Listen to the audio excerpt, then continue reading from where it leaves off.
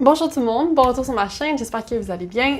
Aujourd'hui, je commence un nouveau concept de vidéo puisque vous avez été vraiment beaucoup à aimer la vidéo que j'ai faite il y a une semaine ou deux là, sur Alicia Moffett et la saga avec les influenceurs sur Instagram. Si vous l'avez pas vu, je vous la mets juste ici. Donc pour le concept, en gros, on va parler de flop, d'erreurs de parcours, de polémiques autour de stars, d'influenceurs. C'est assez populaire aux États-Unis, ce concept de vidéo-là, mais j'en ai pas vu encore au Québec. Il y en a un peu en Europe aussi, en France. Mais c'est ça, je voulais amener un peu la touche québécoise à ça. Fait que c'est vraiment de raconter des histoires, raconter le parcours de certaines personnes, raconter les polémiques autour de certaines situations. Fait que je suis pas là pour donner mon opinion ou faire du commentary, c'est vraiment juste de parler d'une histoire. Donc, j'ai décidé de nommer ma série. Dans le fond, je vais l'appeler SIP parce que il va quand même avoir du tea et du drama, fait que j'ai appelé ça SIP pour Star, Influenceur et Polémique. Fait que vous pouvez aller chercher votre tasse de thé, puis on commence la vidéo tout de suite.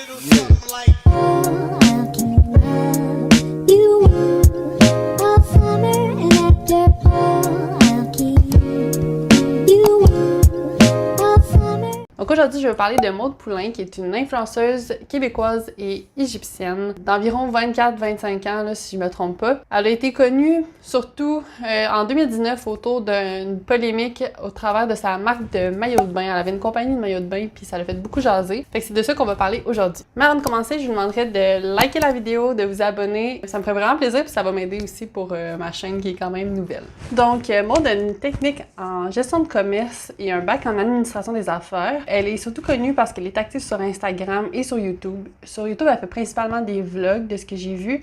Puis sa chaîne est active depuis 2012, mais la première vidéo qu'elle a, en tout cas, qui est disponible, elle date de 2019. Donc, c'est ça. Je crois qu'elle a fait des vidéos avant, mais ils ont été supprimés. Ça, on va y revenir aussi plus tard dans la vidéo. Donc, à la fin de sa technique, Maude s'est fait engager dans une compagnie pour travailler comme un employé régulier, travailler pour cette compagnie-là. Puis pendant qu'elle travaillait, elle a décidé de faire son bac en même temps. Fait qu'elle a fait et son bac et son emploi en même temps. Donc, c'est quelque chose qui est assez courageux, là. Moi, j'aurais pas été capable de faire ça, je pense, mon bac puis un travail en même temps. Puis à la fin de son bac, elle a démissionné de son emploi pour démarrer sa propre entreprise de maillot de bain qui s'appelle Blaze Swimwear. Donc, c'est vers la fin de 2018 qu'elle a lancé Blaze Swimwear.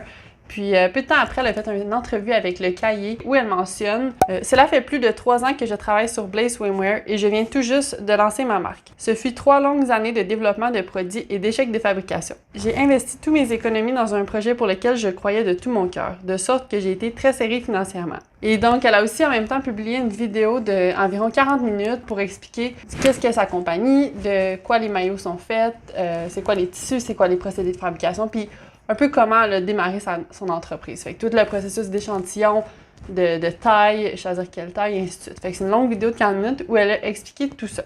Vidéo qui est à ce jour non disponible. Fait que moi, je l'ai personnellement pas vue, mais c'est sur des articles que je me suis renseignée. Donc, on arrive à la première controverse autour de Blaze Swimwear et de Maude Poulain. À peine quelques mois après la sortie de sa marque de maillots de bain, il y a des gens qui se sont mis à remarquer que les mêmes maillots qu'elle vendait se retrouvaient sur des sites chinois. Par exemple, Alibaba, Romwe, Zaful et même Walmart. Pour ceux qui ne savent pas, sur Alibaba, tu peux acheter un produit unique, mais tu peux aussi l'acheter en batch souvent parce que c'est les manufacturiers qui sont sur ce site-là. Fait que par exemple, tu peux acheter un maillot, une quantité de 0 à 100 pour quelques dollars au lieu d'acheter le maillot unique à plus cher, là, une vingtaine de dollars. Il y a beaucoup de gens qui achètent des produits sur Alibaba puis qui les revendent. Fait que ça, on appelle ça un peu du dropshipping. Donc, c'est un peu de ça que Maude a été accusée. Est-ce que c'était du dropshipping? Pourquoi les prix sont autant différents? Parce que sur Alibaba, tu peux acheter des maillots à quelques dollars, une dizaine de dollars. Par contre, elle les vendait beaucoup plus cher. Donc, le fait d'avoir retrouvé le même maillot, autant sur le site de Blaze que sur celui d'Alibaba, ça a sonné des cloches à certaines personnes. Surtout que Maude disait que tout avait été conçu au Québec, au Canada, puis que c'était fabriqué, je sais pas si c'était connu, mais que c'était fabriqué en Chine. Mais bref, ça aurait quand même dû être designé au Québec. Maude s'est exprimée sur le sujet quand la controverse est arrivée. Elle a répondu à ces questions-là en disant qu'en fait, elle avait fait affaire avec un manufacturier qu'elle a rencontré à Toronto, puis qu'elle s'était fait dire qu'elle allait avoir l'exclusivité sur les designs, puis qu'ils ont signé une entente de confidentialité. Ce qu'elle dit un peu, c'est que le manufacturier aurait trahi le contrat.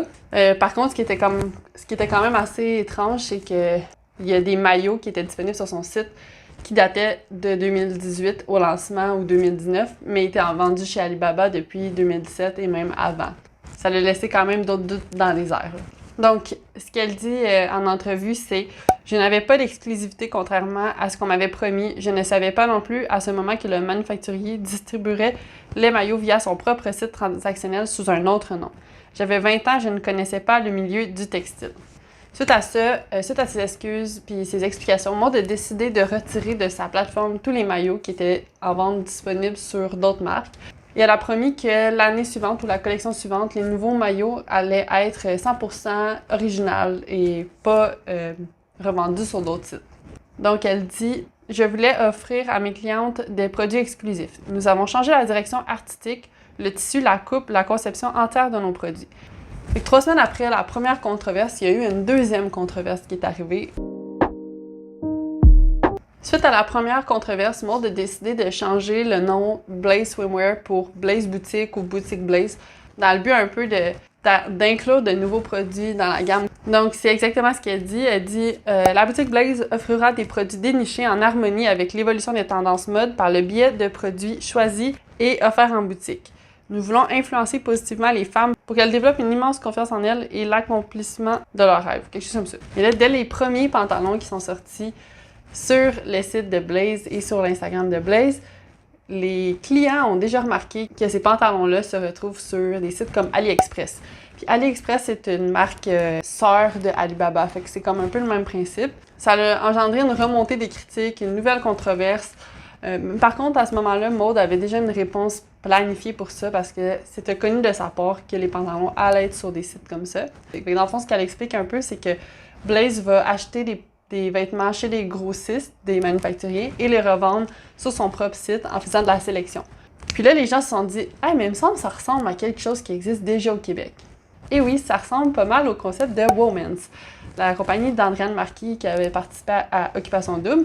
C'est exactement ça, dans le fond. Je pense qu'aujourd'hui, ça a un peu changé, mais à cette époque-là, c'était vraiment ça.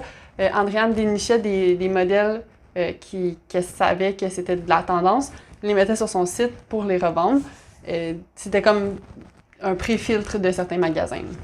Donc, comme de fait, quand Maud s'est fait critiquer de vendre pour une deuxième fois des produits qui étaient déjà disponibles sur des sites chinois, elle a répondu avec un beau texte que je vous mets à l'écran. Et ce texte-là dit... Je ne vais pas tout le lire parce qu'il est quand même long, mais il dit « Il se peut que vous trouviez les mêmes produits sur différentes énormes plateformes de vente partout sur Internet. Puisque nous travaillons avec des distributeurs à travers le monde, les mêmes vêtements se retrouvent un peu partout. En plus de travailler avec des distributeurs internationaux, nous travaillons en collaboration avec des distributeurs et collaborateurs d'ici. » Blablabla, on va pas tout lire le reste, mais en gros, ce qui est arrivé, c'est que ce texte-là, les gens ont trouvé que c'était un texte copié-collé du site de Women's. Copié-collé. C'est ça qui a créé la deuxième controverse. C'est pas le fait que les pantalons se sont retrouvés sur AliExpress, mais c'est que le texte justificatif provenait du site de Women's. Donc ça, c'est du plagiat. Quand Maud a été confrontée à cela, ce qu'elle a répondu, c'est qu'en fait, c'était une de ses rédactrices qui avait été copié-collé le texte de Women's et que le texte a été retiré directement, que des excuses ont été faites à Andréane et à la compagnie Women's. Et Andréane Marquis, justement, s'est prononcée sur le sujet. Elle a dit qu'elle n'allait pas porter plainte ni poursuivre la compagnie Blaze ou Maud pour ce plagiat-là, vu qu'elle s'est excusée et qu'elle l'a retiré, mais qu'il faut faire attention, là, qu'il faut arriver avec ses propres idées originales et ne pas copier ce que quelqu'un a déjà fait. Donc, à ce jour, la page Instagram de Blaze Swimwear ou de Boutique Blaze est introuvable, donc je crois que ça a été supprimé. Si j'y vais sur le Instagram de Maud Poulain ou sur sa chaîne YouTube, il n'y a aucune trace de sa vidéo sur sa marque. Il n'y a aucune trace qu'elle a déjà possédé la marque de maillot de bain Blaze. Donc, c'est comme si l'histoire Blaze a vraiment été un chapitre qui a été fermé, un livre fermé, puis on l'a mis aux oubliettes. Maud a quand même gardé un bon following. Là. Elle a encore 60 000 followers sur Instagram, puis environ 20 000 followers sur YouTube. Elle semble avoir passé à autre chose. J'ai vu récemment qu'elle s'était fiancée avec son copain, que ça fait plusieurs années qu'elle est avec. C'est comme ça que je termine la vidéo sur Maud Poulain. Une leçon qu'on peut en tirer, c'est qu'il faut faire attention si on se lance en affaires parce qu'une controverse peut vraiment vite arriver puis faire tomber une compagnie. Puis ça, on veut pas ça. Fait qu'il faut faire attention. J'espère que vous avez aimé la vidéo. Si c'est le cas, N'hésitez pas à liker, commenter ce que vous avez pensé de la vidéo de cette histoire-là. Si vous avez des suggestions de prochains sujets que vous voulez m'entendre parler. Sinon, abonnez-vous, puis on se revoit pour une prochaine vidéo. Bye!